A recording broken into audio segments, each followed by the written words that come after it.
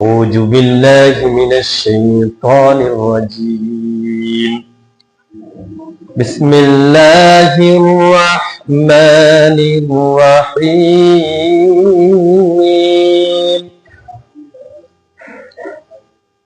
والذين لا يدعون مع الله إلها آخر ولا يقتلون النفس التي حرم الله إلا بالحق ولا يزنون ومن يفعل ذلك يلقى عصاما يضاعف له العذاب يوم القيامة ويخلد فيه مهانا.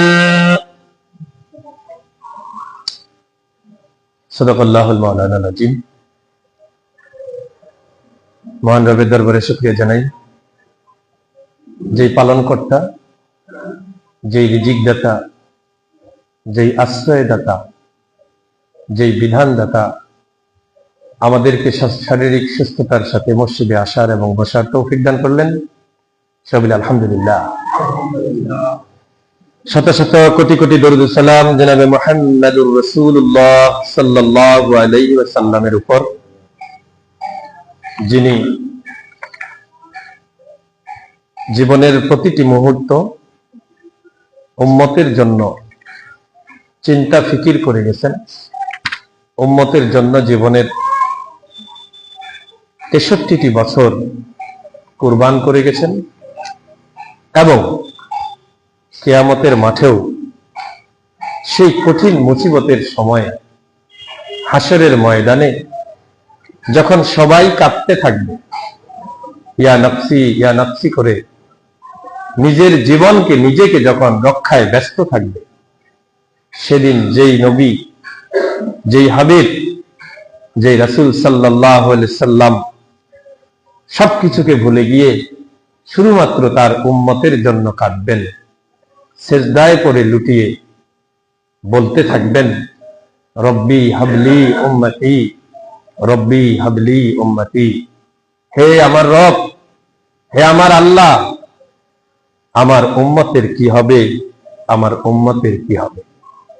সেই রাসূল সাল্লাল্লাহু আলাইহি সাল্লামের উপর দরুদ প্রাণ ভরে হৃদয় থেকে সবাই একটু দরুদ পড়ি, সবাই বলি আল্লাহুম্মা সাল্লি আলা মুহাম্মাদিন ওয়া আলা আলি মুহাম্মাদ কামা সাল্লাইতা আলা ইব্রাহিম ওয়া আলা আলি ইব্রাহিম ইন্নাকা হামিদুম মাজিদ। আল্লাহুম্মা বারিক আলা মুহাম্মাদিন ওয়া আলা আলি মুহাম্মাদ কামা বারাকতা আলা ইব্রাহিম ওয়া আলা আলি ইব্রাহিম ইন্নাকা হামিদুম মাজিদ। আলোচনায় আসি। আমরা গত শুক্রবার, এর আগের শুক্রবার থেকে যে আলোচনাটি করে আসছিলাম সেটা হলো ইবাদুর রহমান, রহমানের আসল বান্দা। আসল বান্দার গুণাগুণ কয়টি? রহমানের আসল বান্দার গুণাগুণ 12টি। এই 12টি গুণের উপর আলোচনা হচ্ছিল। মোটামুটি 4টা গুণের আলোচনা হয়েছে, 5টা গুণের আলোচনা হয়েছে। আজকে বাকি গুণগুলো সংক্ষিপ্ত আলোচনা করার চেষ্টা করব ইনশাআল্লাহ। আল্লাহ তাআলা আমাকে বলার এবং আমাদেরকে শোনার তৌফিক দান করুক, আল্লাহুম্মা আমিন। এই 12টি গুণ যারা গ্রহণ করবে, ধারণ করবে এবং নিজের জীবনে বাস্তবায়ন করে চলবে, আল্লাহ রাব্বুল আলামিনের ঘোষণা, আল্লাহ রাব্বুল আলামিন তাকে কিয়ামতের মাঠে হাসরের ময়দানে সকল বিচার হিসাব নিকাশের পরে তার জন্য একটি জান্নাতে ঘরের ব্যবস্থা করে দিবেন। বলেন সুবহানাল্লাহ। যে ঘরটি বাংলাদেশের 3000 স্কয়ার ফিট অথবা 4000 স্কয়ার ফিটের এমন কোন ঘর নয়, যেই ঘরটি হবে এইরকম পৃথিবীর সমপরিমাণ 10টি পৃথিবীর সমান। বলেন সুবহানাল্লাহ। এরকম ঘর তো আমরা চাই নাকি চাই না? আল্লাহ তাআলা আমাদের সবাইকে সেই ঘরের মালিক হওয়ার এবং এই 12টি গুণ নিজের জীবনে ধারণ করার তৌফিক দান করুক, আল্লাহুম্মা আমিন। সূরা আল ফুরকান, এটা কোরআনের ধারাক্রম অনুসারে 25তম সূরা, 18 পারায় অবস্থিত এবং এই সূরার আয়াত সংখ্যা হলো 74টি, যার শেষ রুকু থেকে আলোচনা চলছে। এখানে আমি যে আয়াতটি তিলাওয়াত করেছি, আজকের তিলাওয়াতকৃত আয়াতে 3টি গুণের কথা উল্লেখ রয়েছে এবং পরবর্তীতে আরো 4টি গুণের কথা উল্লেখ আছে। 4 3 7টি আর 5টির আলোচনা আমরা করেছি ইনশাআল্লাহ। এখানে আল্লাহ রাব্বুল আলামিন বলছেন, ওয়াল্লাযীনা ইয়াদউনা মা আল্লাহ ইলাহান আখার। রহমানের আসল বান্দা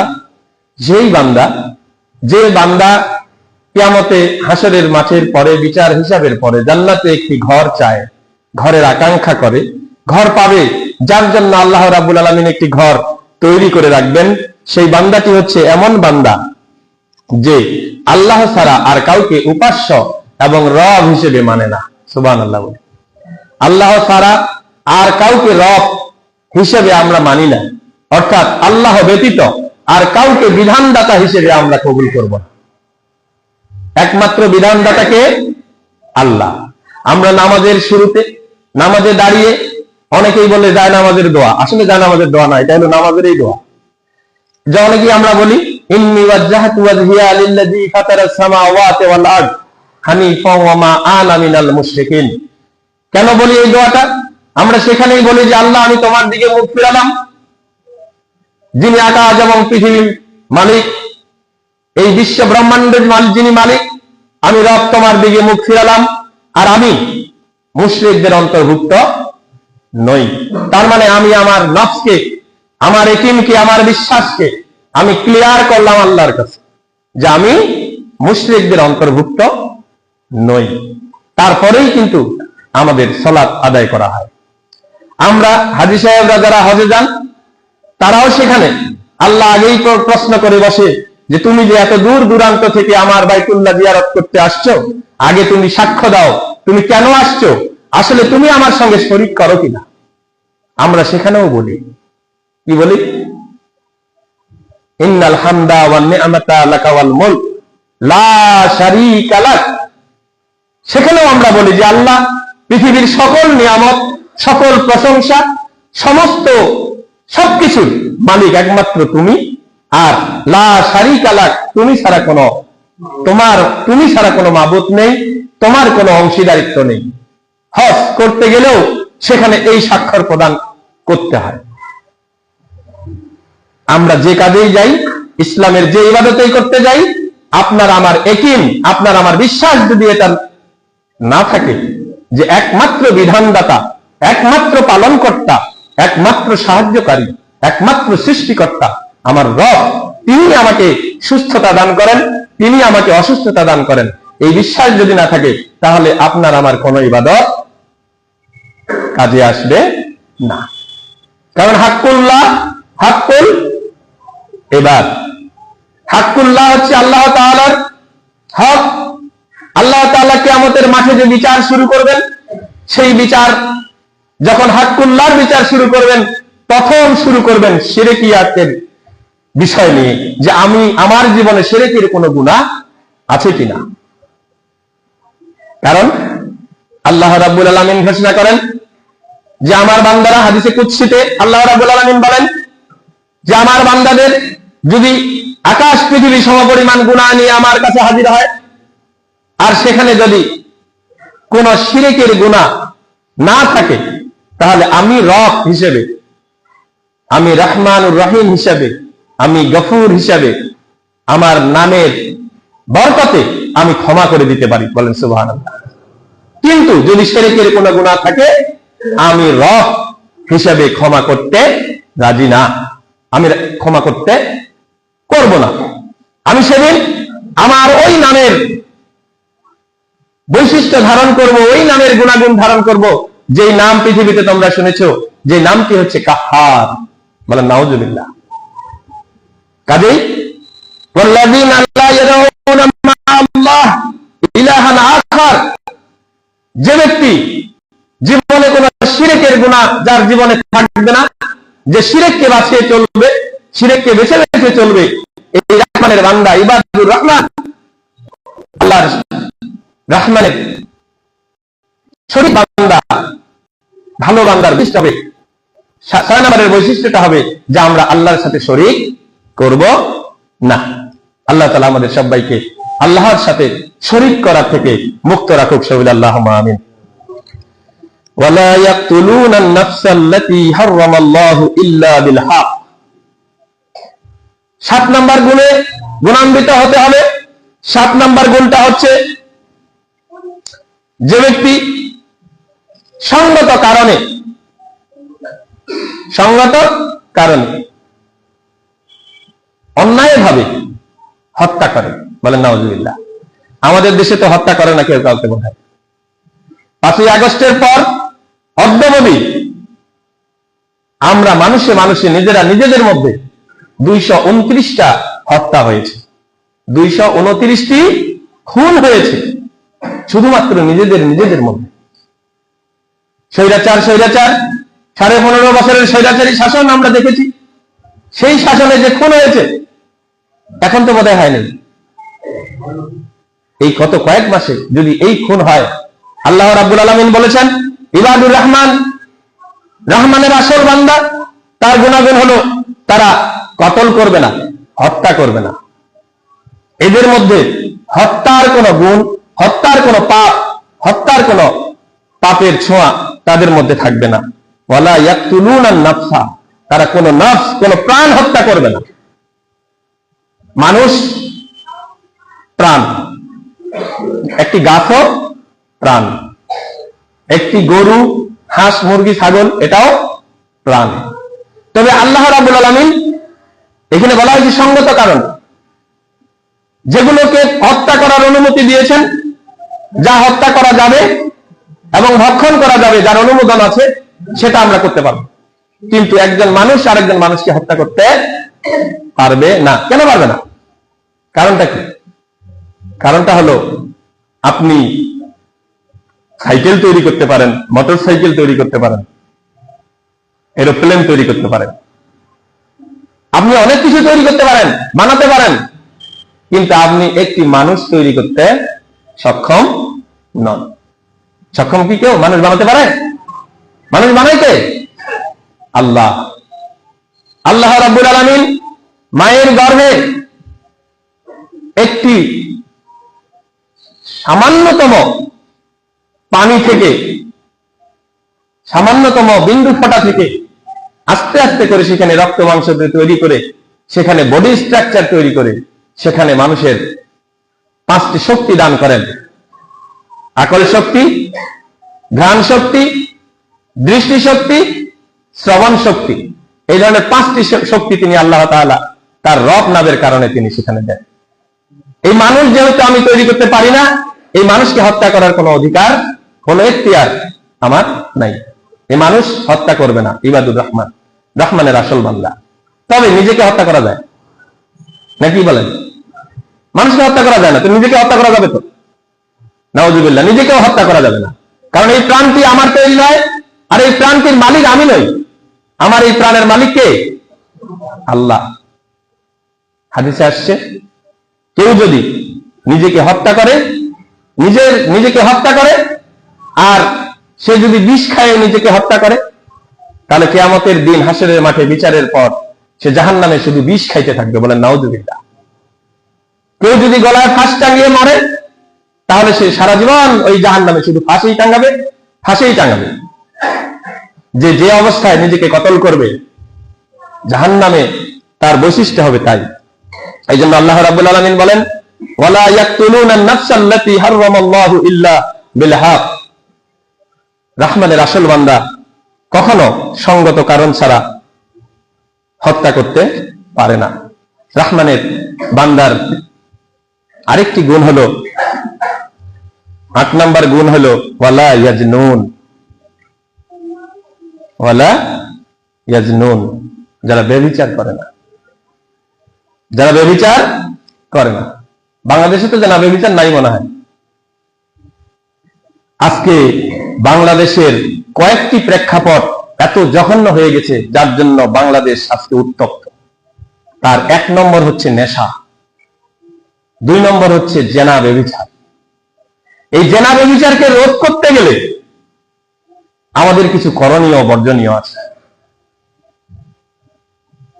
আমাদের সহাবস্থান থেকে ত্যাগ করতে হবে। আজকে সহাবস্থানের কারণে, নারী পুরুষ সহাবস্থানের কারণে জেনা ব্যভিচারের সংখ্যা বেড়ে যাচ্ছে। আরেকটি কারণ হচ্ছে, সেটা হলো আমাদের দেশে বিয়ে করা অত্যন্ত কঠিন কাজ। বিয়ে করতে গেলে ছেলের একটি চাকরি থাকতে হবে, প্রতিষ্ঠিত হতে হবে, যৌতুকের টাকা, মহারানার টাকা, মহারানার টাকা গুনতে হবে।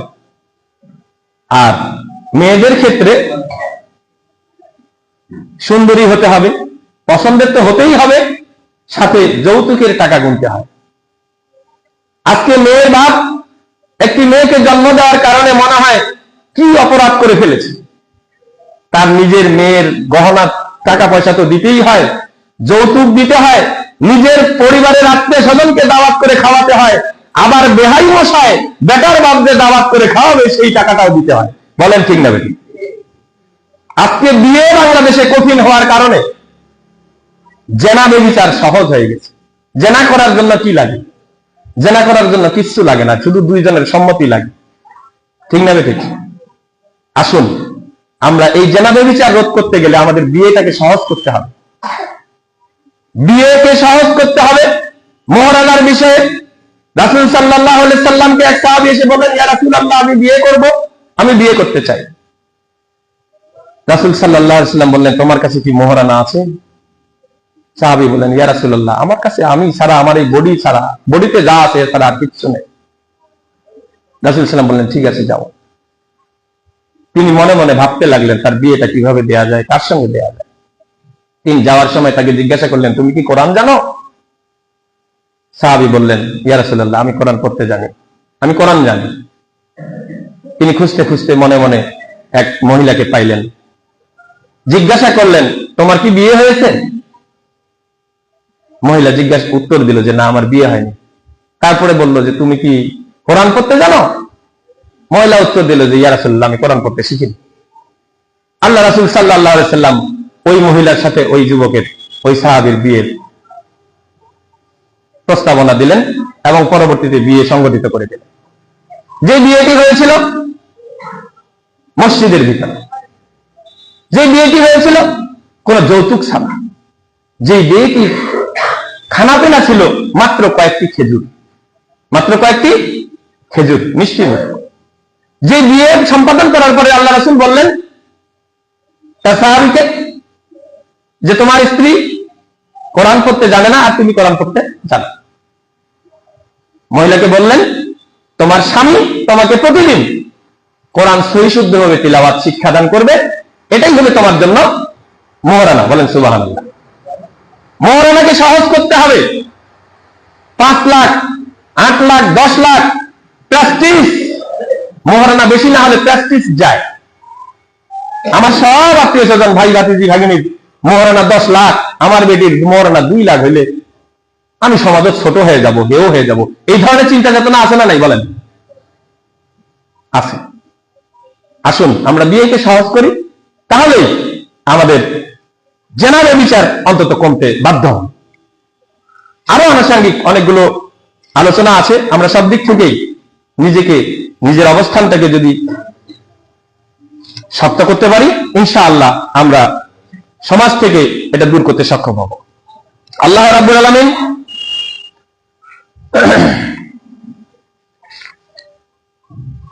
9 নম্বর গুণটাতে যেটা বললেন, ওয়াল্লাযীনা লা ইয়াশহাদুনা আয-যুর, ওয়াল্লাযীনা লা ইয়াশহাদুনা আয-যুর। জুর হলো মিথ্যা সাক্ষ্য দেওয়া। জুর হচ্ছে মিথ্যা সাক্ষ্য দেওয়া। মিথ্যা সাক্ষ্য বোধহয় বাংলাদেশে নাই। এমন দেশে বাস করি যেই দেশের সাক্ষী হচ্ছে মিথ্যা, আর মিথ্যা সাক্ষী সত্য সাক্ষী দিবে ভয়ে আবার সাক্ষীকে গুম করা হয়। হয়েছে না বিগত দিনে এরকম ঘটনা? আজও মিথ্যা সাক্ষীর 6 লক্ষ। অথচ রাসূল সাল্লাল্লাহু আলাইহি সাল্লাম বললেন, সবচেয়ে বড় কবিরা গুনাহ তোমরা জানো? সবচেয়ে বড় কবিরা গুনাহটা কি? সাহাবারা বলল, ইয়া রাসূলুল্লাহ, আমরা জানি না। আল্লাহু ওয়া রাসূলুহু আ'লামু। আল্লাহ এবং তার রাসূলই সবচেয়ে বড় কবিরা গুনাহ সম্পর্কে ভালো জানেন। সাহাবারা এত বিনয়ী ছিলেন, এত বিনম্র ছিলেন যে আল্লাহ রাসূল কোন প্রশ্ন জিজ্ঞাসা করলে সাহাবাদের উত্তর জানা থাকা সত্ত্বেও তারা বলতো আল্লাহু ওয়া রাসূলুহু আ'লাম, আল্লাহ এবং তার রাসূলই ভালো জানেন। এটা ছিল তাদের বিনম্রতা। আর আমরা না জানিলেও কহিবার চেষ্টা করি বানায় বানায়। এই সাহাবীরা যখন বললো যে আল্লাহ এবং আল্লাহ রাসূলই ভালো জানে, আল্লাহ রাসূল সাল্লাল্লাহু আলাইহি সাল্লাম ঠেস দিয়ে বসা ছিলেন, মসজিদে নববীতে ঠেস দিয়ে বসা ছিলেন। তিনি এই হেলান দেয়া অবস্থায় বললেন, সবচেয়ে বড় কবিরা গুনাহ হচ্ছে আল্লাহর সাথে শরীক করা। 2 নাম্বার কবিরা গুনাহটা হচ্ছে পিতামাতার অবাধ্যচারিতা হওয়া, অর্থাৎ যে বাবা মা তার সন্তানের উপর নাখোশ, সন্তুষ্ট নয়, এটা হলো দ্বিতীয় কবিরা গুনাহ। আর তৃতীয় কবিরা গুনাহটা হচ্ছে তিনি এই কথা বলতে বলতে উঠে বসলেন, সোজা হয়ে বসলেন, এবং তিনি বলতে লাগলেন শাহাদাতুল জুর, শাহাদাতুল জুর। এমন ভাবে তিনি বলতে লাগলেন শাহাদাতুল জুর, শাহাদাতুল জুর, শাহাদাতুল জুর। অনেকবার তিনি এই কথাটা বললেন। তিনি এটা দ্বারা প্রমাণ করাতে চাইলেন, যদিও এই দুইটা 1 এবং 2 নম্বর, কিন্তু 3 নম্বরটা তার চেয়েও কঠিন। বলেন নাউজুবিল্লাহ। মিথ্যা সাক্ষ্য দেওয়া, ওয়াল্লাযিনা লা ইয়াশহাদুনা আয-যুর, যারা মিথ্যা সাক্ষ্য দেয়। বাংলাদেশে মিথ্যার সাক্ষ্যের সয়লাব। আসুন আমরা মিথ্যা সাক্ষ্য থেকে নিজেকে আড়াল করি। যদি আপনি ইবাদুর রহমান, রহমানের আসল বান্দা হতে চান, তাহলে আপনাকে এই মিথ্যা সাক্ষ্য থেকে নিজেকে আড়াল করতে হবে, বাঁচিয়ে রাখতে হবে। আল্লাহ তাআলা আমাদের তৌফিক দান করুক। ইজা মাররু বিল লাগবি ওয়া মাররু কিরামা। রহমানের আসল বান্দার আরেকটি গুণ হচ্ছে, যখন কোনো খারাপ পরিবেশ থেকে, পরিবেশের পাশ দিয়ে গমন করে, অর্থাৎ যেতে হয়। কালীর মেলাতে একটা ভালো পরিবেশ, তাই না? এই ভালো পরিবেশটার মধ্য দিয়ে যখন আপনি আসবেন, আপনাকে বাহাদুর বাজার আসতে হবে, বীরগঞ্জ মোড় ঘরে আর যেতে হবে, তাহলে আপনি কি কালী মেলার উপর দিয়ে যাবেন না? যেতে হবে। অনেকেই বলে হুজুর তোমরা কি কালী মেলার ভিতর দিয়ে যাচ্ছেন, কথাটা এখানে চলে আসলো। কোন খারাপ পরিবেশ, গান বাজনা, নোংরা জায়গার পাশ দিয়ে যদি আপনাকে যেতে হয়, আল্লাহ রাব্বুল আলামিনের হুকুম হলো ইজা মাররু, যখন অতিক্রম করে বিল লাগবি, ওই কোন খারাপ পরিবেশ, খারাপ জায়গা, মাররু কিরামা, সম্মানের সাথে গমন করো। বলেন সুবহানাল্লাহ। আপনি আপনার ভাব গাম্ভীর্য, আপনার সম্মান ঠিক রেখে আপনি এদিক সেদিক না তাকিয়ে সেখানের কোন পরিবেশের সঙ্গে কোন সংশ্লিষ্টতা না রেখে আপনি আপনার মতো করে চলে যান। এটা আল্লাহর হুকুম। এবং ইবাদুর রহমান, রহমানের আসল বান্দার এটা হলো আরেকটা গুণ। এরপরে বলছে আল্লাযীনা ইযা যুকিরু বিল আয়াতি রাব্বিহিম লা ইয়াখিরু আলাইহা সুম্মা ওয়া উমিয়ানা। 11 নম্বর গুণটা হলো, রহমানের আসল বান্দা হলো সে, যখন কোন কোরআনের কোন আলোচনা, ওয়াল্লাযীনা ইয়াকুলুনা রাব্বানা ইযা যুকিরু বিআয়াতি রাব্বিহিম, যখন আল্লাহ তাআলার আয়াত, অর্থাৎ আল্লাহ তাআলার কোরআনুল কারীম থেকে আল্লাহর সম্পর্কে, রাসূল সম্পর্কে, দ্বীন সম্পর্কে কোনো আলোচনা করা হয়, আলোচনা শুরু হয়, সেই আলোচনাগুলা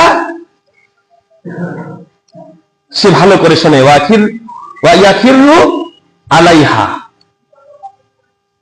সুম্মা ওয়া উমিয়ানা, অর্থাৎ বধির এবং বোকার মতো, অন্ধের মতো এবং বধিরের মতো সে বসে থাকে না, মনোযোগ দিয়ে সেই আলোচনাগুলিকে শুনে এবং অন্তরে ধারণ করে, ধারণ করার চেষ্টা করে। এটা হলো ইবাদুর রহমানের 10ম গুণ। 11তম গুণ। 12 নম্বর গুণটার কথা বলা হয়েছে, ওয়াল্লাযীনা ইয়াকুলুনা রাব্বানা হাব লানা মিন আজওয়াজিনা ওয়া যুররিয়াতিনা কুররাতা আ'ইউনিন ওয়াজআলনা লিল মুত্তাকিনা ইমামা। সর্বশেষ গুণ আল্লাহ রাব্বুল আলামিন বলছেন, রহমানের আসল বান্দা সে যে বলে রব্বানা, হে আমার প্রতিপালক, হাব লানা মিন আজওয়াজিনা, হে আমার প্রতিপালক, হে আমার রব, তুমি আমাদেরকে দান করো, আমাদের স্ত্রীদেরকে এবং সন্তানদেরকে, আজওয়াজিনা ওয়া যুররিয়াতিনা, আমাদের স্ত্রীদেরকে এবং সন্তানদেরকে কুররাতা আয়ুনিন, এমন করে দাও, এমন তৈরি করে দাও, এমন বানিয়ে দাও যেন আমাদের চক্ষু শীতল হয়ে যায়। বলেন সুবহানাল্লাহ। আমাদের চক্ষু শীতল হয়ে যায়। ওয়াজআলনা লিল মুত্তাকিনা ইমামা, এবং তাদেরকে তুমি মুত্তাকিনদের ইমাম বানিয়ে দাও। বলেন সুবহানাল্লাহ। যে সর্বশেষ আল্লাহর কাছে দোয়া করতে থাকে, আমার স্ত্রী সন্তান, আমার পরিবার পরিজনকে তুমি চক্ষু শীতল করার মতো, চক্ষু শীতল হয় এমন বানিয়ে দাও, এবং মুত্তাকিনদের ইমাম বানিয়ে দাও। বলেন সুবহানাল্লাহ।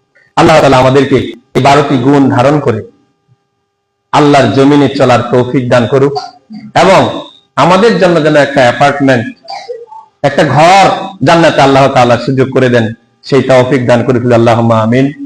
আসসালামু আলাইকুম ওয়া রাহমাতুল্লাহি ওয়া বারাকাতুহু।